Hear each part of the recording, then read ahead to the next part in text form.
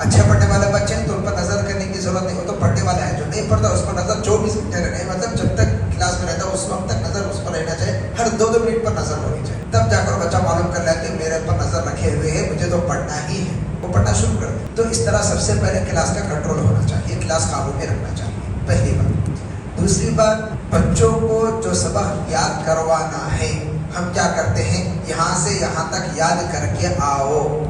یاد کر کے آؤ کا لفظ اپنی ڈکشنری سے اپنی لغت سے نکال دیجیے.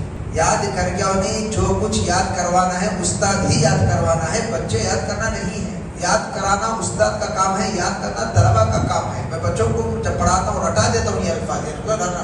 یاد کرانا کس کا کام ہے، میں بچوں سے طلبا کہیں گے استاد کا کام ہے. بچپن سے بچوں کو رٹاتا ہوں تاکہ ان کی زندگی میں جو بھی سبق آئے تو ان کے ذہن میں کہ یہ یاد کرنا میرا کام. یاد کرنا کس کا کام ہے، وہ کہیں گے ہمارا کام. سمجھانا کس کا کام ہے، تو طلبا کہیں گے استاد کا کام ہے. سمجھنا کس کا کام ہے، طلبا کہیں گے سمجھنا ہمارا کام ہے. رٹا دوں الفاظ کو کیوں، تاکہ آئندہ چل کر وہ بھی استاد بنیں گے. تو پڑھانا استاد کا کام، یاد کرانا استاد کا کام، سمجھانا استاد کا کام، مشق کرنا طلبا کا کام. ہم کیا کرتے ہیں، یاد کرانا طلبا کی ذمہ، سمجھنا طلبا کی ذمہ. نہ ہم سمجھاتے ہیں نہ ہم یاد کراتے ہیں. قلم اٹھاتے ہیں، دستخط کر دیتے ہیں، یہاں سے آ کر یاد کر کے آؤ.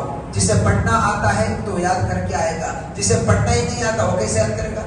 اب تھوڑا سوچئے، جسے حروف کی شناخت نہیں ہے، جو حرکات کو نہیں سمجھ رہا ہے، حروف مدہ یا مدہ الف مدہ کو نہیں سمجھ رہا ہے، حروف لین کو نہیں سمجھ رہا ہے، اب وہ بچہ کیسے یاد کرے گا جسے شناخت نہیں ہو رہی ہے. اور ہم کہیں کہ یاد کر کے آؤ، کیسے یاد کرے گا. اور اسے سمجھائے گا کون، یہ سمجھ رہا نہیں سمجھ، پرکھے گا کون. پرکھنا، سمجھ اور بچے کی نفسیات کو معلوم کرنا استاد کا کام ہے. یہ نہیں سمجھ رہا ہے، اسے سمجھانے کے لیے تدابیر اختیار کرنی ہے، کیسے سمجھانا ہے اس کو. تو یاد کرانا استاد کا کام ہے. ہم یہ کام نہیں کرتے، جس کا نقصان یہ ہے کہ بچوں کو پڑھنا نہیں آتا. سال گزر جاتا ہے، 1 سال گزر گیا، 2 سال گزر گیا، کیا پڑھ رہے ہیں، ابھی نورانی فتح میں. کیوں نہیں آ رہا، بچے کی ذمہ میں ہے. بچہ یاد کرے، کہاں سے یاد کرے گا، وہ کمزور بچہ ہے، ذہانت کے اعتبار سے کمزور ہے، اسے سمجھ میں نہیں آ رہا ہے، وہ کیسے یاد کرے گا. اور استاد اس کے پیچھے فکر نہیں کرے. استاد کے پاس ایک ہی جواب رہتا ہے، کیوں مولوی صاحب یہ بچے نہیں پڑھ رہے، وہ نہیں پڑھ رہے ہیں، بس ان کو سمجھ میں نہیں آ رہا ہے. ایک ہی جواب، ان کو سمجھ میں نہیں آ رہا ہے. تو سمجھانا کس کا کام ہے، وہ استاد کا کام ہے. تم سمجھانا چاہیے، تم نہیں سمجھا رہے ہو، وہ نہیں سمجھ رہے ہیں.